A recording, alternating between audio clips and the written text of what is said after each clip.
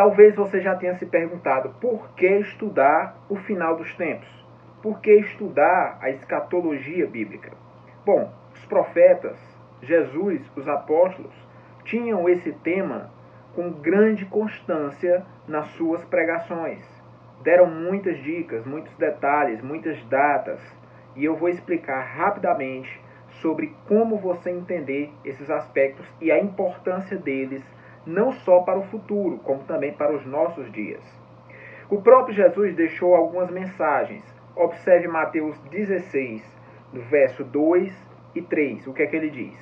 Ele então lhes respondeu: quando começa a entardecer, dizeis, haverá bom tempo, pois o céu está avermelhado. O que é que Jesus está dizendo aqui? Ele está dizendo que as pessoas conhecem as estações, conhecem a natureza, como ela vai se comportar. E ele continua: ou pela manhã dizeis, hoje haverá tempestade, porque o céu está um pouco vermelho nublado. Sabeis com certeza discernir os aspectos do céu, mas não sabeis interpretar os sinais dos tempos? Ele faz uma pergunta. Como é que você, ser humano, imagem e semelhança de Deus, e ainda mais que se diz cristão, você não sabe interpretar os sinais da volta de Cristo? Você não dá a mínima atenção e muito menos conhece ou sabe entender os sinais que avisam a precedência da volta de Cristo. Jesus está dizendo aqui, vocês sabem entender a natureza, quando vai chover, quando não vai, vocês entendem tudo, mas dos sinais dos tempos, do final dos tempos, vocês não sabem, vocês não entendem. Eu vou dar um exemplo. Quando está perto de chover, você percebe que as formigas elas começam a sair dos formigueiros. Começa a aparecer um grande número de formigas, algumas criam asas e etc. Quando você vê até mesmo uma máquina, um helicóptero pousando, você vê que a terra está se espalhando, tem muito vento. Isso são sinais consequentes da aproximação de algo, seja da chuva, seja dessa máquina, seja do que for. Jesus alerta aqui para o sinal do final dos tempos, os sinais. E muitos deles são mal compreendidos, se bem que a grande maioria das pessoas, e eu não estou falando de todas as pessoas do mundo, eu estou falando apenas daqueles que se dizem cristãos, a maioria nem sequer busca ir atrás. Por que é que eu dou tanta ênfase e muito foco, pelo menos nos dias de hoje, a essa área da escatologia do final dos tempos? Porque o que é mais importante? Você salvar a sua vida e se preparar para o que está por vir, ou focar no passado? Por exemplo, digamos que o navio está afundando. Você vai fazer o quê? Você vai procurar o que comer na cozinha, ou você vai procurar um bote salva-vidas para se salvar? Você tem que olhar para o futuro. Quando o navio está afundando, você procura o bote e não se acomoda procurando comida. Você conseguiu entender o que eu quero repassar? Falta isso. Nós vemos aí que houve dias consecutivos de revoltas, invasões. Se eu não me engano, foi no Capitólio, lá nos Estados Unidos. Atearam fogo. No Cazaquistão, agora aqui no Brasil, colocaram fogo, destruíram tudo lá em Brasília. Uma coisa que eu não havia visto ainda. Nós temos aí o sistema monetário muito falho, um sistema monetário que está prestes a explodir e alguém aparecer com outra referência para ser adaptada a esse sistema. Nós vemos ameaça nuclear eminente. Nós temos aí um sistema político mundial fragmentado e falido, porque não está funcionando em canto algum. Há umas propostas e necessidades de haver uma série de uniões, mas a gente já viu que essas uniões são a pior das opções. Não vai ser possível. Toda vez que alguém tenta fazer uma união de países, política, economia, cultura, sempre acaba em desastre, não evolui, é apenas algo líquido. E nós vemos também aí algumas potências mundiais entrando em falência. Potências que antes dominavam o mundo agora estão devendo e pedindo emprestados, sem ter a menor condição.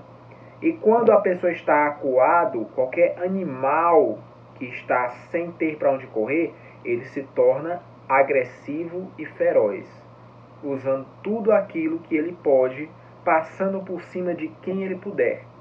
Pela primeira vez na história da humanidade, nós vimos uma pandemia, que nada mais é do que um vírus que se alastra por todos os cantos do planeta, não só sobre um país ou sobre um continente, mas por todo o mundo, sem exceção. A primeira vez que isso aconteceu. Nós podemos ver que quando Jesus fala desses sinais no final dos tempos, em Mateus 24, ele está se referindo a algo diferente de tudo aquilo que já aconteceu no passado. E nós estamos vendo aqui sinais, seja naturais ou sejam humanos, únicos, que jamais aconteceram na história. E mesmo aqueles que aconteceram, as proporções estão completamente diferentes. Digamos, terremotos, séculos e séculos, sempre permaneceu no gráfico de 1 ponto. Hoje, da virada do milênio para cá, do 1 pulou para o 9. Então a escala está monstruosamente exacerbada e muitos colocam a culpa no homem. Independente de quem seja a culpa, nós devemos prestar atenção basicamente nesses sinais e saber interpretá-los. Obviamente que nós vamos ter ameaças cósmicas, asteroides, ameaça no Sol. Uma das próprias pragas do livro de Apocalipse é que o Sol abrasaria os homens, e os homens amaldiçoariam Deus, né? Blasfemariam contra Deus. Isso é que é interessante, porque aos poucos isso está acontecendo e a ciência já mostrou que o Sol está aumentando a sua atividade de uma forma incomum e que isso tende a piorar daqui para frente. Além de haver uma grande eclosão de pecaminosidade, no sentido de haver aborto, morte, homossexualidade, tudo aquilo que a Bíblia condena, está havendo o que a gente conhece como os dias de Noé. Naquele tempo, quando Noé pregava, o povo estava nas festas, estavam se embriagando, estavam cometendo delitos, coisas imorais, estava farriando, vamos dizer logo assim. E isso aconteceu de uma forma totalitária, que se alastrou, todos estavam nesse mesmo barco. E isso é o que nós estamos vendo hoje. Tem a pré-festa, tem a festa, tem a pós-festa e nada basta, daqui para pior. Muita gente gasta todo o salário que tem nesses ambientes. E nós vemos um grande aumento nos índices de perversidade do homem, um para com o outro. E aí nós lembramos da outra parte, que não haveria amor na terra. Odiariam uns aos outros. Um detalhe que chama a atenção para aqueles que são cristãos, ou os chamados desviados, né? Que isso aí já é um outro assunto. Nós temos a apostasia. Quando nós vamos para o livro de 2 Timóteo, capítulo 4, verso 3 e 4, ele vai dizer assim: haverá um tempo, olha o que Paulo vai dizer, e eu acredito que nós já chegamos nesse tempo. Haverá um tempo que não suportarão a sã doutrina, ou seja, o verdadeiro evangelho, puro, simples, reto, justo e verdadeiro. Haverá um tempo que não suportarão a sã doutrina, o verdadeiro evangelho. Pelo contrário, cercar-se-ão de mestres, ou seja, de professores, segundo as suas próprias cobiças, ou seja, segundo os seus próprios desejos. Essas pessoas que não vão gostar do verdadeiro evangelho, elas vão juntar para elas somente pregadores, pastores, ensinadores que pregam aquilo que elas querem ouvir. Ou seja, não é o verdadeiro evangelho. Essas pessoas vão buscar pregadores, professores, pastores, teólogos que ensinam heresias, porém heresias que elas querem ouvir, heresias saborosas, que não martelam a alma para corrigir o homem. E ele continua dizendo aqui, e vai ser como se eles tivessem coceira nos ouvidos, eles não suportarão, eles ficarão incomodados só de ouvir uma pessoa falando o verdadeiro evangelho. E como se não bastasse, no verso 4 ele continua e diz: ainda se recusarão a dar ouvidos à verdade e entregar-se-ão a contos, a fábulas, a histórias míticas, a coisas que não existem. E é justamente isso que está acontecendo em pelo menos 90% das igrejas hoje. Pelo menos 90%. Quando ele fala que poucos serão escolhidos, é poucos mesmo. Sem falar que esse número vai aumentar. Vai ficar raro encontrar verdadeiros cristãos na terra. Por isso que ele diz que mandaria fome sobre a terra, não de pão e nem sede de água, mas da palavra dele. Quando ele fala isso, quer dizer que vai chegar um tempo que vai haver muitos falsos cristãos, mas verdadeiros cristãos, quase nada.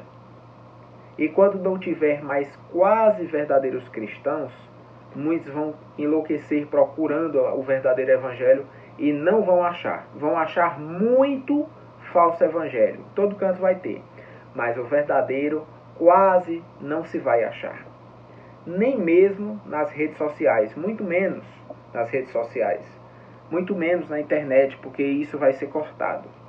Entendeu? Você não vai mais poder falar que a homossexualidade é pecado. Você não vai poder falar porque senão você vai ser criminalizado, preso, discurso de ódio, aquele negócio todo, né? É coisa feia. E ao mesmo tempo, nós temos que entender que o anticristo ele não é um general de guerra. Ele é um cristão. O anticristo, ele é um cristão. Só que é um cristão falso. Um cristão que recebe a adoração. Um cristão que está montado sobre a besta. Veja que a besta, ela é uma mulher, ou seja, um povo, que veste púrpura e escarlata. Quem é a instituição que veste essa cor, que é roxo e vermelho? Quem é? Procure os bispos, sacerbispos, cardeais, procure. E ele continua dizendo no Apocalipse: cercada de ouro e pedras preciosas, e um cálice de ouro na mão, cheio das abominações, e por aí vai. Ele monta o cenário inteiro. Não tem como fugir, não tem como ser outra coisa. Mas, se você quiser conhecer mais sobre esses assuntos, procure nossos vídeos passados, que eu falo sobre o trono da besta, sobre o anticristo, sobre a besta que já está entre nós, sobre esses assuntos do Apocalipse. E você vai ver detalhes sobre tudo isso que eu estou falando aqui. Sobre quem é o anticristo, onde ele está, o que ele vai fazer, o que ele já está fazendo. Sim, ele já está na terra. Já está na terra e o reinado dele está isso aqui, ó, para começar. Está isso aqui. Está esperando apenas uma oportunidade de haver algum tipo de caos para ele entrar no meio e dizer: pronto, deixa que eu cuido. Nós saberemos sim o tempo da volta de Cristo. Não o dia ou a hora, nós não vamos saber. Não tem como. Mas o tempo significa os anos. Os tempos, você vai lá em Daniel e você vai ver. Tempos foi dado como anos. Então nós vamos saber mais ou menos a época, discernindo os sinais dos tempos que Jesus disse em Mateus 16. Se você buscar em 1 Tessalonicenses capítulo 5, verso 4, o apóstolo Paulo vai dizer: mas vós, irmãos, não estáis mais em trevas, para que aquele dia os surpreenda como um ladrão. Ou seja, o dia do Senhor não vai pegar vocês de surpresa, porque vocês não estão mais em trevas, vocês não estão mais vendados em escuridão. Vocês sabem os sinais da volta dele. Vocês estarão vigiando, alertas, para que o ladrão não roube a casa com vocês dormindo, como aquelas virgens loucas, insensatas. Veja que não é em vão todos esses sinais que Jesus, os apóstolos, os profetas, todos deram. Esses sinais, datas, todos são estratégicos para que você entenda. 5 meses, 42 meses, 3 anos e meio, 70 semanas. Nós temos uma geração, 10 dias, um dia, tempos, 6 meses e por aí vai. Tem muitas datas e todas elas vocês têm que entender quais são as simbólicas, quais são as literais, para não se perder no meio disso tudo. Enfim, o assunto ele é muito extenso, ele é muito grande, mas por hora o que vocês precisam entender é justamente isso. No próximo estudo eu vou detalhar cada um desses temas com mais propriedade. Hoje vamos ficar por aqui e nos vemos nos próximos vídeos.